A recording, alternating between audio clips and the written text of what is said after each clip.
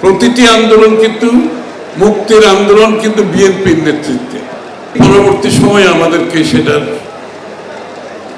একটা বিপর্যয়ের সম্মুখীন হতে হয়েছে, যখন যে মূল্যবোধের ভিত্তিতে, যে আইডিয়াজের ভিত্তিতে বাংলাদেশ স্বাধীন হয়েছে, সেটা যখন বিপন্ন হয়, সেখান থেকে মুক্তির জন্য আরেকটি সংগ্রাম শুরু হয় শহীদ প্রেসিডেন্ট জিয়াউর রহমান সাহেবের নেতৃত্বে, যিনি একটি নতুন বাংলাদেশ, বাংলাদেশি জাতীয়তাবাদ,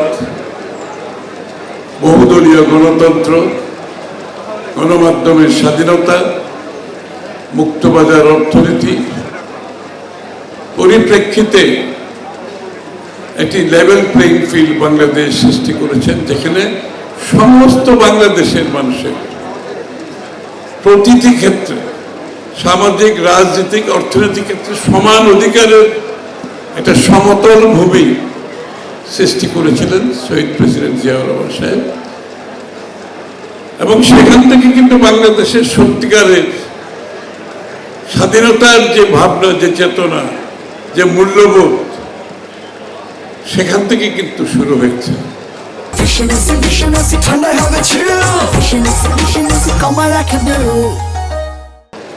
গণতান্ত্রিক প্রক্রিয়ার মাধ্যমে সরকার নির্বাচন, জনগণের মালিকানার মাধ্যমে দেশ পরিচালনা। পরবর্তীতে আবার আমরা বাধাগ্রস্ত হই আরেকটি স্বৈরাচারের মাধ্যমে।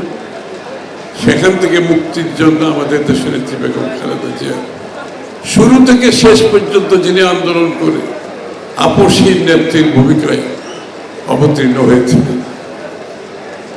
তারপরে আবার গণতন্ত্রের আরেকটি অধ্যায় শুরু হয়েছে, যেখানে আমরা নির্বাচনের মাধ্যমে, কেয়ারটেকার সরকারের মাধ্যমে আমাদের গণতন্ত্রকে একটি শক্তিশালী প্রাতিষ্ঠানিক রূপ দেওয়ার পথে চলছিলাম।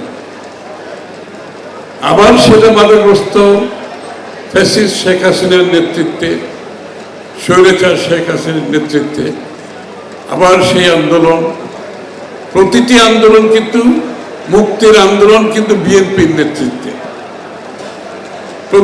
প্রতিটি আন্দোলনের ত্যাগ শিকার কিন্তু বিএনপির নেতৃত্বে। প্রতিটি আন্দোলনের জন্য গুম, খুন, মিথ্যা মামলা, জেল জুলুমের শিকার কিন্তু বিএনপির নেতৃবৃন্দ প্রধান ভূমিকা পালন করেছে, সম্মুখভাবে ভূমিকা পালন করেছে। এবং এইবারও স্বৈরাচার পতনের পরে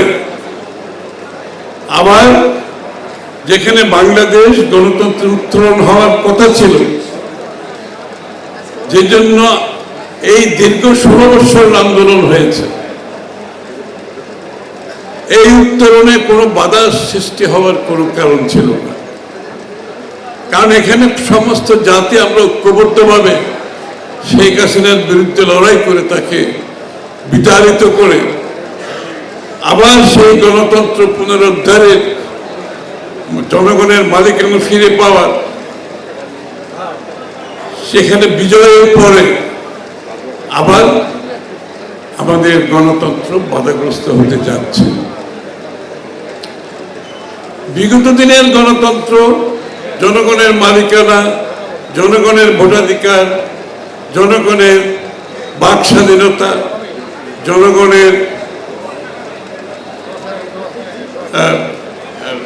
মানবাধিকার, সবকিছু আবার প্রশ্নের সম্মুখীন হচ্ছে কেন? আমরা তো জানি আগে ক্ষমতায় যাওয়ার জন্য এবং ক্ষমতায় দখল করার জন্য যে প্রক্রিয়াগুলো বিভিন্ন স্বৈরাচাররা গ্রহণ করেছে, আমরা তো ভেবেছিলাম আমরা সেখান থেকে মুক্ত হয়ে গেছি এবং একটা মুক্ত পরিবেশে এখন বাংলাদেশের মানুষ তার মালিকানা ভোগ করবে, একটি মুক্ত নির্বাচন এবং নির্বাচনের মাধ্যমে গণতান্ত্রিক প্রক্রিয়া, অর্ডার ফিরে আসবে। কিন্তু সেটা আবার বাধাগ্রস্ত হয়েছে। শেখ হাসিনা একটি প্রক্রিয়ায়, একটি প্রকল্পের মাধ্যমে জনগণের ভোটাধিকার কেড়ে নিয়েছে। জনগণের মানবাধিকার কেড়ে নিয়েছে, জনগণের বাক স্বাধীনতা কেড়ে নিয়েছে, গণমাধ্যমের স্বাধীনতা কেড়ে নিয়েছে। সেটা একটা প্রক্রিয়া ছিল, একটা প্রকল্প ছিল। তখন আমরা বলতাম এটা একটা প্রজেক্ট, যে প্রজেক্টের মাধ্যমে সে গণতন্ত্র, জনগণের অধিকার সব কেড়ে নিয়েছে। সেই প্রকল্পকে ধ্বংস করে যখন আমরা একটা মুক্ত অবস্থায় আসছি, আজকে আবার কোন প্রকল্প কাজ করছে কিনা? শেখ হাসিনা এক ধরনের প্রকল্পের মাধ্যমে ক্ষমতা দখল করেছে এবং ধরে রাখার জন্য এবং গণতান্ত্রিক প্রক্রিয়াকে বাধাগ্রস্ত করার জন্য তার একটা প্রকল্প ছিল। কিন্তু আজকে জনগণের প্রশ্ন, আজকে কি কোনো আবার নতুন প্রকল্পের জন্ম হচ্ছে কিনা? যে প্রকল্প অন্য পন্থায় বাংলাদেশের মানুষের গণতান্ত্রিক অধিকারকে বাধাগ্রস্ত করছে, বাংলাদেশের মানুষের নির্বাচনী কর্মকাণ্ডকে বাধাগ্রস্ত করছে, বাংলাদেশের মানুষের ভোটাধিকারকে বাধাগ্রস্ত করছে, বাংলাদেশকে একটি গণতান্ত্রিক অর্ডারে ফিরে যাওয়ার জন্য বাধাগ্রস্ত করছে, সেটা কিছুটা জনগণের সন্দেহের সৃষ্টি করেছে।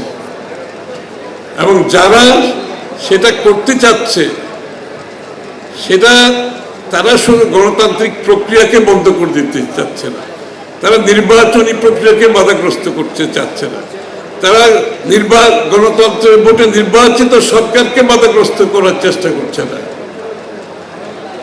তারা চেষ্টা করছে বাংলাদেশের সবচেয়ে জনপ্রিয় দল বিএনপি যাতে ক্ষমতায় না আসে, সেই চেষ্টায় তারা এখন ব্যস্ত হয়ে গেছে।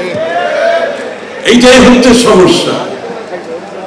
এখন যেই সিদ্ধান্ত বাংলাদেশের জনগণ নেবে, সেই সিদ্ধান্ত কিছু গোষ্ঠী, কিছু লোক একটি প্রকল্পের মাধ্যমে শেখ হাসিনার মতো সেটাকে বাধাগ্রস্ত করে আবার গণতান্ত্রিক প্রক্রিয়াকে ধ্বংসের মুখে ঠেলে দিচ্ছে কিনা, এবং সেটা লক্ষণীয় এখন বর্তমানে। এবং সবচেয়ে দুঃখের বিষয়, তারা যখন দেখছে সেটাকে বাধাগ্রস্ত করা খুব কঠিন হবে। বাংলাদেশের মানুষের তাদের ভোট দেওয়ার জন্য তারা অপেক্ষা করছে, তারা তাদের নির্বাচিত সরকারের অপেক্ষায় আছে, তারা তাদের নির্বাচিত প্রতিনিধি সংসদ সরকার গঠন করতে চায় যারা তাদের কাছে দায়বদ্ধ থাকবে, জবাবদিহি থাকবে। সেই পথ বাধাগ্রস্ত করতে গিয়ে তারা হয়তো অনুধাবন করতে পারছে সেটা করা সম্ভব হবে না। এখন তারা অনেকেই একটু বেপরোয়া হয়ে গেছে, তাদের কথাবার্তা, ভাবভঙ্গি, আচার আচরণে গণতন্ত্রের প্রতিফলন আমরা দেখতে পাচ্ছি না। তারা কেন যেন একটু বেপরোয়া হয়ে গেছে। তারা সেখানে এমনকি প্রশ্নবিদ্ধ করতে করতে এখন বাংলাদেশের আমাদের সামরিক বাহিনীকেও তারা প্রশ্ন করতে শুরু করেছে।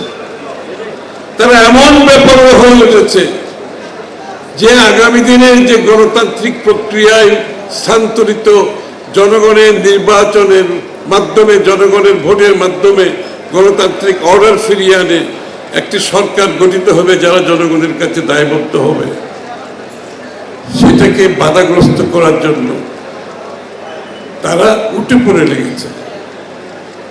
এই জন্য তো আমরা গত দীর্ঘ 16 বছর এত ত্যাগ স্বীকার করি নাই। আমরা জনগণের মালিকানার জন্য ত্যাগ স্বীকার করেছি।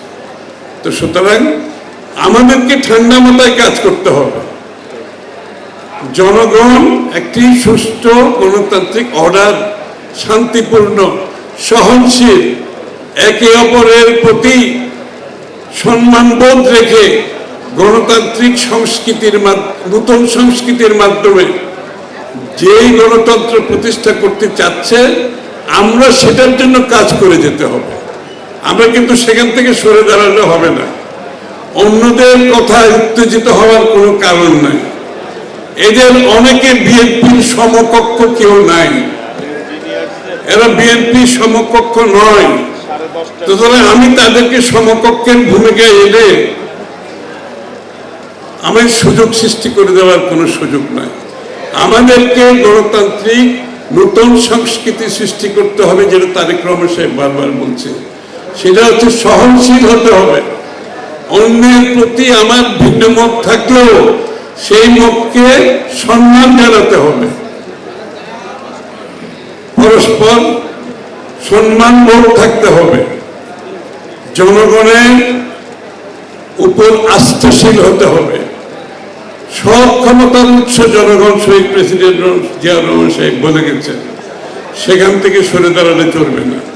জনগণকে সাথে নিয়ে আস্থায় রেখে আমাদের রাজনৈতিক সংস্কৃতি, বিএনপির যে রাজনৈতিক সংস্কৃতি, সেটা হচ্ছে সহনশীলতার রাজনীতি, পরস্পর সম্মানবোধের রাজনীতি, অপরের প্রতি ভিন্ন মত পোষণ করেও সম্মানের সাথে আমাদের সেই রাজনীতি করতে হবে।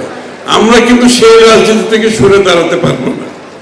আর যারা সেই রাজনীতি করার চেষ্টা করছে, জনগণ তাদেরকে প্রত্যাখ্যান করেছে।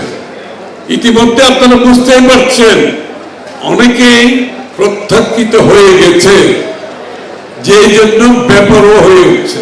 কিন্তু আমাদেরকে আমাদের রাজনীতি থেকে সরে দাঁড়ানো যাবে না।